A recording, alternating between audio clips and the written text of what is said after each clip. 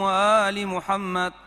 اللهم إني قد قرأت ما قضيت من كتابك الذي أنزلته على نبيك الصادق صلى الله عليه وآله، فلك الحمد ربنا.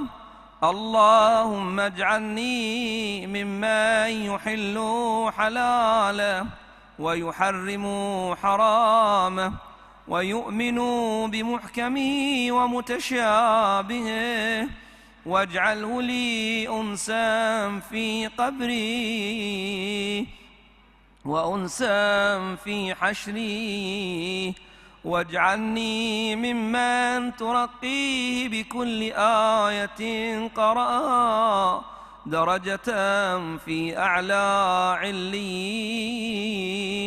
آمين رب العالمين. اللهم كن لوليك الحجة